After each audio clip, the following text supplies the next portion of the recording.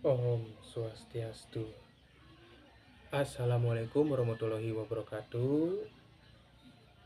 Salam, namo buddhaya, salam sejahtera untuk kita semua. Kembali lagi bersama saya, Iputu Andi Sumaryasa, mahasiswa Universitas Terbuka, jurusan PGSD tentunya. Pada kesempatan kali ini atau video kali ini, saya akan melakukan praktikum atau percobaan mengenai pengelompokan bahan makanan,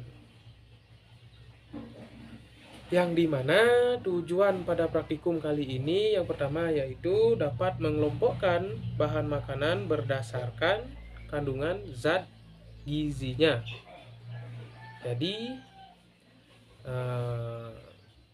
tidak perlu berlama-lama lagi.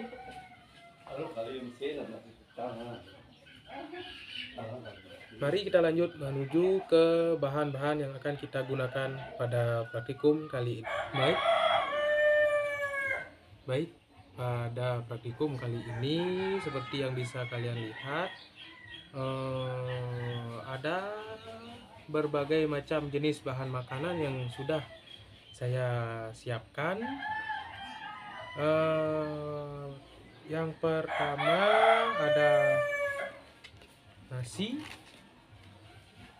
minyak, wortel, margarin, keju, dada ayam, buah pepaya, tahu, apel, tempe, tomat, telur, roti, susu, kentang, singkong, buah pisang, dan ada 3 jenis macam kacang-kacangan: kacang hijau, kacang tanah, dan kacang merah. Jadi sekarang setelah mengenai bahan-bahan praktikumnya,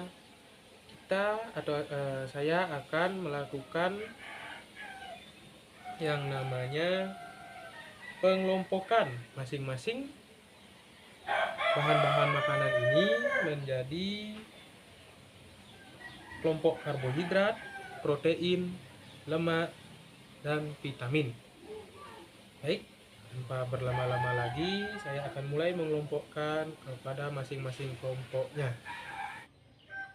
Baik, pada kelompok pertama yaitu bahan makanan yang termasuk dalam kelompok karbohidrat yang sudah saya siapkan, yaitu setelah saya pisah-pisah dan saya kelompokkan, karbohidrat ada yang paling penting yaitu nasi, roti, singkong, kentang, buah pisang, dan kacang hijau. Baik, setelah ini saya akan melakukan pengelompokan terhadap bahan makanan yang termasuk ke protein. Berikut ini merupakan bahan-bahan makanan yang termasuk ke dalam kelompok protein, yaitu ada kacang tanah, tahu, telur, dada ayam, keju, tempe, dan juga susu. Semua ini merupakan kelompok bahan makanan yang termasuk ke dalam kelompok yang memiliki zat protein. Kemudian setelah zat protein, saya akan mulai mengelompokkan bahan makanan sisanya yang mungkin sudah termasuk ke dalam kelompok lemak. Oh ya, ada vitamin lagi satu, maaf. Saya pertama akan melakukan pengelompokan pada bahan makanan yang termasuk ke kelompok lemak. Selanjutnya ini merupakan bahan makanan yang termasuk ke dalam kelompok lemak. Dalam kelompok lemak mungkin ada sedikit saja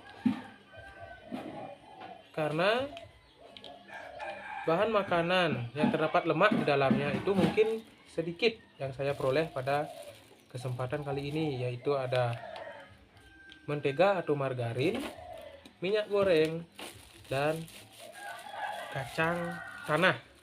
Mohon maaf, tadi saya salah mengambil antara kacang merah dan kacang tanahnya. Yang tadi itu kacang merah itu ini termasuk ke dalam kelompok protein, tapi saya malah mengambil kacang tanah. Jadi kacang merah seperti ini termasuk ke dalam kelompok protein, sedangkan kacang tanah yang seperti ini termasuk ke dalam kelompok bahan makanan yang terdapat minyak atau lemak di dalamnya. Jadi mohon maaf atas kesalahan saya. Kacang tanah ini termasuk dalam kelompok lemak. Jadi setelah kelompok lemak, kita akan menuju ke kelompok yang terakhir, yaitu kelompok vitamin.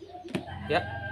Selanjutnya ke kelompok yang terakhir, yaitu kelompok bahan makanan yang termasuk ke dalam kelompok vitamin atau yang di dalamnya mengandung zat vitaminnya. Ya, terdapat di sini ada tomat, pepaya, dan wortel. Jadi setelah melakukan pengelompokan terhadap bahan-bahan makanan yang sudah saya sediakan, pengelompokan ke karbohidrat, mana yang protein, mana yang lemak, dan mana yang vitamin, kesimpulan yang bisa saya ambil yaitu, mungkin ini kesimpulan umum yang bisa saya sebutkan, yang mungkin juga sudah kalian semua ketahui mengenai hal-hal ini, jadi akan tetap saya katakan saja. Kesimpulan yang bisa saya ambil adalah bahan makanan yang mengandung karbohidrat dalamnya dapat membantu anak-anak meningkatkan energi yang mereka butuhkan untuk beraktivitas. Bukan hanya anak-anak, semua kalangan, bahkan tanpa memandang usia, membutuhkan energi atau karbohidrat yang berubah menjadi energi untuk beraktivitas.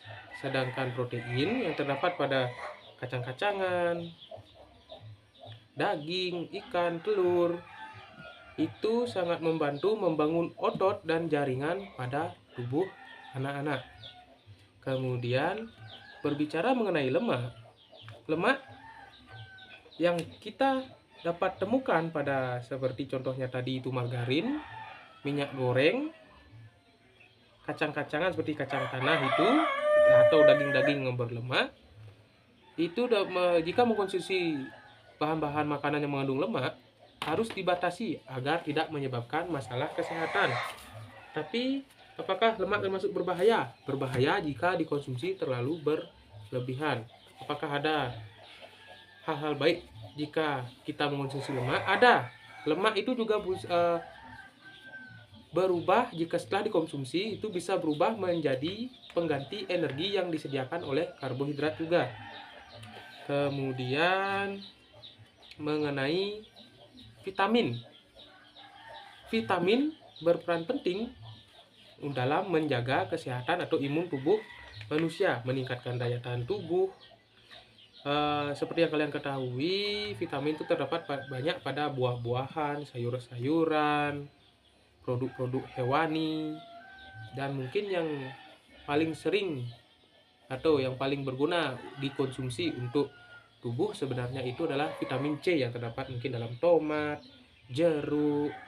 Nah, kenapa mungkin yang paling penting? Karena yang saya ketahui vitamin C itu benar-benar membantu untuk meningkatkan imun tubuh, sistem daya tahan tubuh kita. Karena kenapa saya bisa mengatakan hal seperti itu? Karena saya juga mengalami yang namanya sistem imun tubuh saya itu cukup lemah karena gampang terserang penyakit yang dimana itu pilek, dan setelah berkonsultasi dengan dokter, saya disarankan untuk mengkonsumsi makanan-makanan yang mengandung vitamin C agar dapat meningkatkan daya tahan atau imun tubuh kita.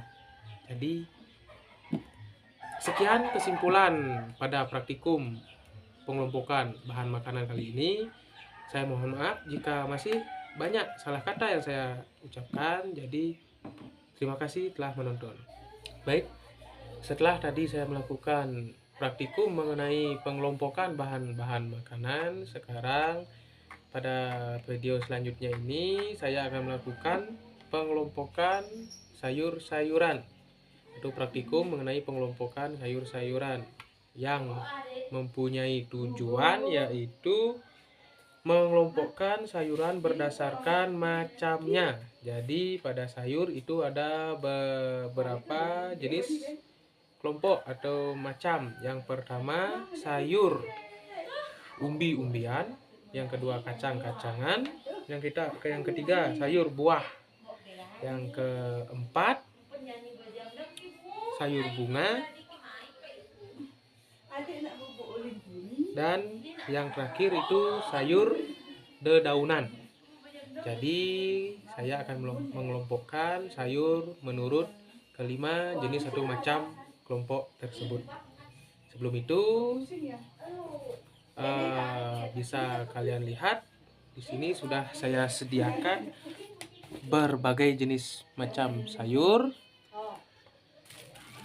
Ada sayur pare, timun, tomat, dan terong. Keempat sayur ini termasuk ke dalam jenis sayur buah: terong, timun, pare, dan tomat. Langsung saja saya kelompokkan selanjutnya. Yang selanjutnya adalah jenis sayur atau macam sayur berkecambahan, itu cambah atau toge dari biji kacang hijau.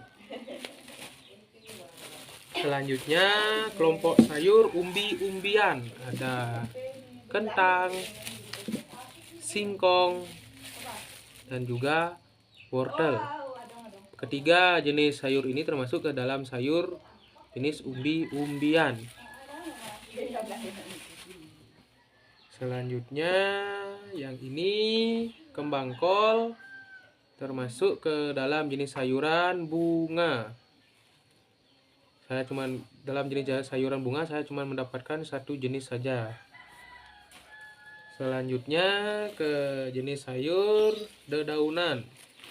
Ini saya menemukan ada sawi, sayur kangkung, dan bayam. Ketiga sayur ini termasuk ke dalam jenis sayur dedaunan. Selanjutnya ini sayur kacang-kacangan, ada kacang panjang, kacang merah, kacang hijau, kacang tanah, dan buncis. Baik, setelah tadi saya sudah mengelompokkan bahan-bahan sayuran atau sayur-sayuran menurut jenis-jenisnya dan macam-macamnya, kesimpulan yang bisa saya ambil tadi saya mengelompokkan sayur-sayuran berdasarkan macamnya, atau bisa dikatakan itu bagian yang dimakan dari sayur tersebut. Sayur daun yang dimakan bagian daunnya seperti kangkung, bayam, singkong, pepaya. Sayuran buah yang sudah pasti jika tumbuh pasti tumbuh dari pohon yang dimakan itu buahnya, seperti tomat, terong, pare, dan yang lainnya. Kemudian ada macamnya sayur macam atau jenis umbi-umbian yang dimakan pasti yang berumbi di bawahnya, yaitu seperti singkong, wortel, kentang. Yang keempat ada menurut bunga, contohnya seperti tadi kembang kol, dan mungkin ada juga brokoli contoh bunga, dan ada juga kacang-kacangan, yaitu seperti tadi kacang buncis, kacang panjang, kacang hijau, kacang merah, dan yang lainnya. Itu menurut bagian yang dimakan. Jadi juga terdapat selain ada bagian-bagian dimakan atau macamnya, terdapat juga pengelompokan yang sebenarnya bisa dikatakan pengelompokan berdasarkan gizi yang seperti yang bisa kalian lihat tadi. di sayur-sayur tadi. Kalau sayuran yang berwarna hijau, biasanya kandungan gizi yang terdapat di dalamnya adalah vitamin dan mineral. Seperti bayam, kangkung itu baik untuk kesehatan tulang dan mata. Jika untuk sayuran buah, dalam sayuran buah itu mengandung banyak serat dan air seperti timun, tomat, dan itu baik untuk pencernaan.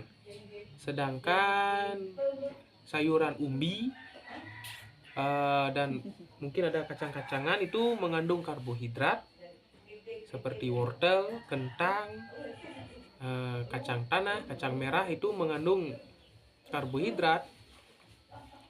Dia bisa menjadi sumber energi tambahan. Selain juga karbohidrat pokok lainnya seperti nasi, itu kentang, itu kan nasi sebagai bahan pokok, dan kentang, sayur-sayur kentang, wortel itu sebagai karbohidrat tambahan. Kemudian berdasarkan warna, jika bisa kalian lihat ada terdapat warna sayur yang warna hijau, warna kuning atau oranye, dan merah. Menurut warnanya, sayur itu, kalau sayur hijau kaya akan klorofil dan serat, yang dimana serat sangat membantu dalam sistem pencernaan.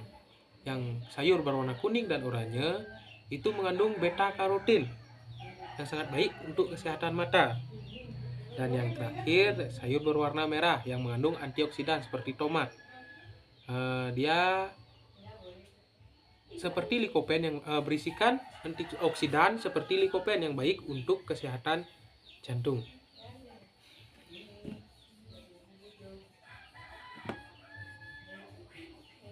Baik, itu saja kesimpulan yang bisa saya sampaikan dan saya ketahui setelah mencari di beberapa sumber. Kesimpulan mengenai sayur-sayur mayur atau pengelompokan sayur, kesimpulan seperti itu saja yang bisa saya sampaikan. Jika ada banyak kesalahan, saya mohon maaf dan terima kasih karena sudah menonton video ini.